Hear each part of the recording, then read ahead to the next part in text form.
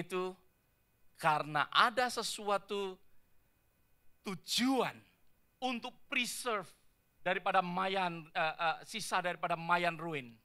Maka dari itu mereka tidak mengizinkan semua orang bisa masuk ke atas. Karena mereka nggak mau untuk ada terjadi sesuatu kerusakan. Demikianlah di dalam kehidupan kita. Kita bisa melihat kalau ada sesuatu tujuan, maka dari itu kita akan menjaganya, akan ada terjadi sesuatu perbaikan, bahkan kita tidak akan mengizinkan hanya sekedar maintain. Ada sesuatu perbaikan kalau kita mempunyai sesuatu tujuan di dalam kehidupan kita. Tanpa sesuatu tujuan, kita tidak akan menjaga, kita tidak akan memelihara, bahkan kita mengizinkan segala sesuatu terjadi, bahkan mungkin merusak akan kehidupan kita. Berapa banyak orang tidak mempunyai sesuatu tujuan dalam hidupnya. Maka dari itu apa yang terjadi? Mereka dengan drugs, mereka merusak akan tubuhnya, mereka menghancurkan akan kehidupan mereka. Berapa banyak orang hidup di dalam kehidupan, di dalam kumpulan yang tidak benar, kehidupan di dalam geng-geng dan lain sebagainya. Berapa banyak orang hidup di dalam kehidupan free sex. Kenapa semuanya ini terjadi? Karena mereka tidak mempunyai tujuan di dalam kehidupan mereka. Mereka tidak mempunyai tujuan, maka itu apa yang terjadi? Sesuatu kerusakan terjadi dalam kehidupan mereka. Manusia perlu untuk mempunyai suatu tujuan yang jelas di dalam kehidupan setiap daripada orang. Ada sesuatu pernyataan dikatakan, seseorang yang tidak mempunyai tujuan, maka orang itu akan memikul tujuan milik orang lain. Saudara perhatikan akan hal ini. Saya senang sekali membaca akan statement ini. Seorang yang tidak mempunyai tujuan di dalam hidupnya, maka orang itu akan memikul tujuan milik orang lain. Ada amin saudara? Karena tanpa saudara sadarin, tanpa setiap daripada kita sadarin, bahwa di dalam kehidupan ini, di dalam dunia ini, penuh dengan segala tujuan. Setiap daripada kita mempunyai suatu tujuan. Saudara ada di tempat ini mempunyai suatu tujuan. Semua yang berjalan di jalanan, mereka mempunyai suatu tujuan. Kalau mereka tidak mempunyai tujuan, maka dari itu mereka akan memikul akan tujuan daripada orang lain. Mungkin saudara berusaha untuk mengerti apa yang saya maksudkan melalui statement ini.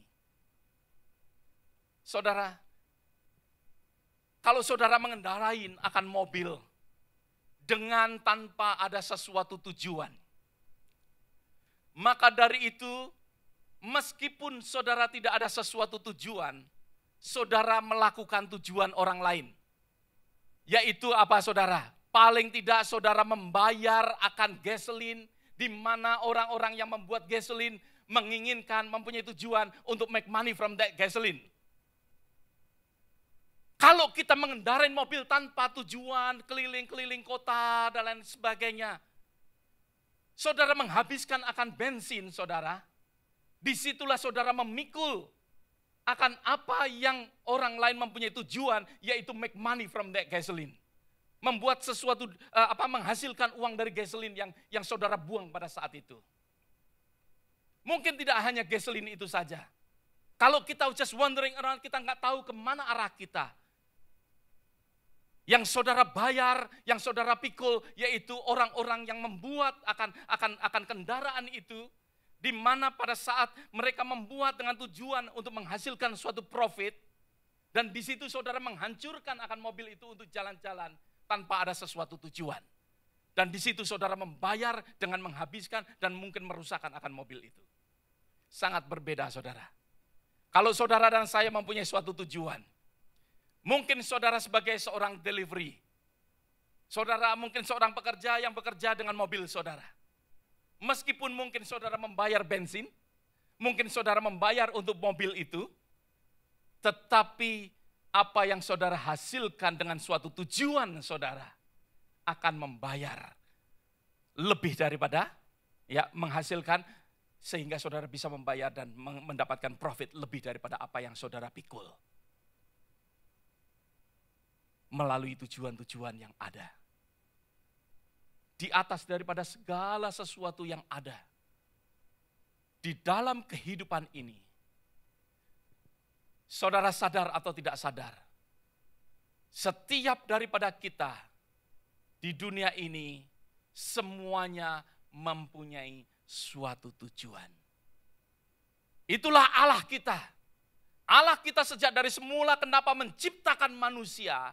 Maka dari itu manusia diciptakan dengan suatu tujuan. Maka dari itu tidak heran kalau setiap orang yang hidup di dunia ini semuanya hidup dengan suatu tujuan. Meskipun mungkin tujuan untuk merosot atau tujuan untuk maju. Ada amin saudara. Punyakah di dalam kehidupan kita di dalam tahun 2010 ini saudara mempunyai suatu tujuan? Apa tujuan saudara di dalam tahun ini? Langkah-langkah apa yang saudara akan lakukan di tahun ini? Perlengkapan apa yang saudara akan pakai untuk mencapai akan tujuan saudara tahun ini? Siapa khususnya? Kalau tadi istri saya mengatakan dan kita mengutip daripada kitab Joshua. Joshua mendapatkan seorang yaitu Kaleb yang mana menjadi seorang pendukung untuk Joshua mengalami suatu kesuksesan. Saya percaya tidak hanya Joshua sendiri, Tuhan menciptakan ada seseorang yang dapat mendukung, ada seseorang yang dapat mendorong. Disitulah di dalam kita mencapai akan tujuan kita, kita memerlukan siapa yang ada di sekitar kita. Siapa yang ada di tengah-tengah kita untuk mendorong akan tujuan kita sehingga kita akan tercapai. Mempunyai tujuan yang jelas akan membuat yang pertama yaitu saudara lebih efektif. Saya ingin secara singkat karena saya nggak banyak waktu, ya. Mungkin sebagian daripada saudara tahu atau tidak, ya sebentar lagi saya akan menuju ke airport, ya saya akan ke Indonesia. Maka itu saya ingin secara cepat dengan saudara, ya, bahwa mempunyai suatu tujuan yang jelas akan membuat hidup ini, kehidupan daripada saudara akan lebih efektif. Efektif berarti melakukan yang benar dengan tindakan yang benar.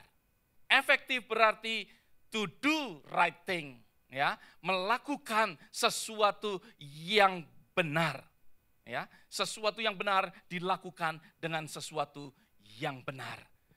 Mengetahui tujuan kita akan membawa kita untuk konsentrasi kepada hal-hal yang lebih penting daripada apa yang tidak penting. Banyak sekali di dalam kehidupan kita lupa. Kalau orang tidak mempunyai suatu tujuan, maka dari itu kita akan menyimpang ke kanan dan ke kiri. Itu yang dituliskan di dalam kitab Joshua. Saya tidak punya banyak waktu. Ya. Banyak sekali kalau orang tidak mempunyai sesuatu tujuan, maka dari itu kita akan spend waktu kita untuk hal-hal yang tidak berguna. Kita menghabiskan akan waktu kita.